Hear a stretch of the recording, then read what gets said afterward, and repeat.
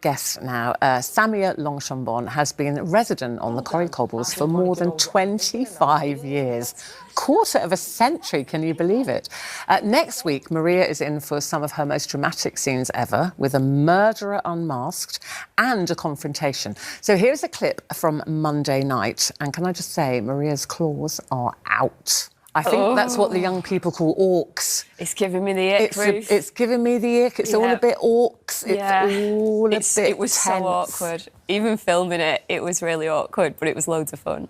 I love it. So this is Kit and Sarah have kind of decided to have this dinner party. Well, yeah, but we've kind of been invited by default. Oh. Because Gary and Maria aren't someone who you'd think would be at that dinner party, so it kind of happens by mistake in the Rovers, how we all end up there, because Kit is actually planning to propose to Sarah that night. So really, Kit didn't want any of us there. He didn't want any of this to happen. None of this he's expecting. Yeah. I mean, I have to say, I absolutely love this picture, you know, the poster that they've got. And straight away, I'm like, oh, that looks dark. That looks dramatic. Yeah.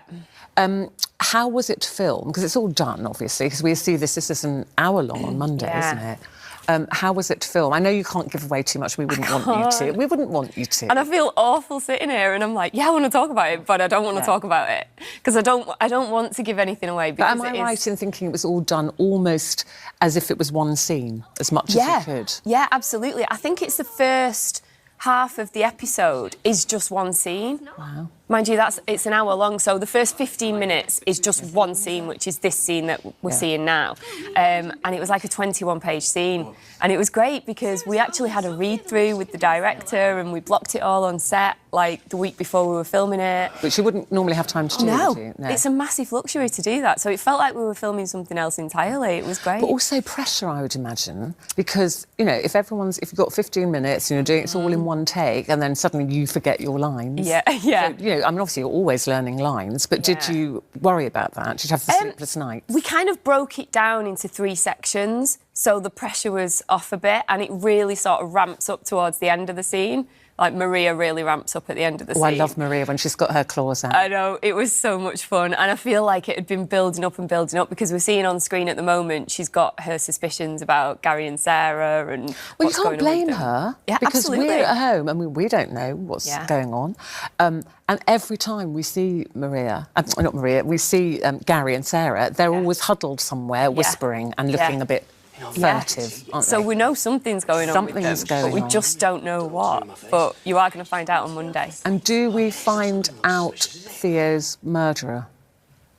You're allowed to tell us that? Yeah. Not who it is, obviously, but we found... So all in that episode on Monday... Yeah, it's going to come out. It's all going to come out. Who murdered Theo, I mean, it could be you.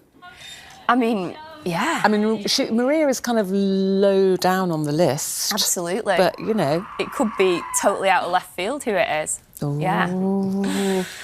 I mean, what a great storyline to be involved in. It's been loads of fun. Yeah. And there's so many twists and turns to it as well, because obviously after it comes out, it's going to have a knock-on effect for lots of different people. Of course. So, yeah. Which is why we love it. Well, you know, I'm a massive Corrie fan. Yeah. I mean, 25 years. Yeah. So how old were you when you joined?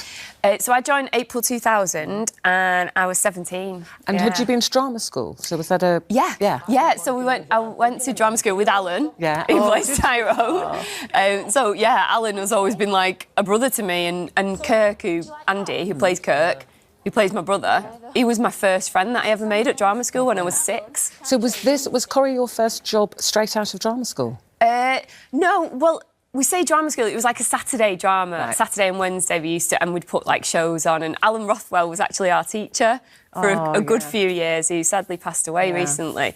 But yeah, so my first job was when I was 11 in Cracker. Yeah. Remember, with Robbie Coltrane? Yeah, that was my first So you always knew you wanted to do this and be an actress? Yeah, I knew I wanted to do something in the industry. I feel like if acting hadn't have worked out, I would have quite liked to gone behind the camera and do directing or something like that. But you still can. Luckily, I mean, never say never. No, but luckily, it's panned out all right so far. And obviously, you've got this amazing career, you know, all these years in Corrie. Meanwhile, you know, with a young family, but your daughter has just done her GCSEs? Yeah, Freya. I was going to say O-levels, which shows how old you are. Yeah. Well, it's all changed as well now. It's like grade 1 to 9 instead of A to F or whatever. But yeah, she's finished on Monday. So there's been a lot of stress in the household. A lot of stress, yeah. But I've actually brought her down to London with me, so we're going to go shopping for the day afterwards and lovely. have a little girl and have a little celebrate. Yeah, she deserves it. She has been revising a lot since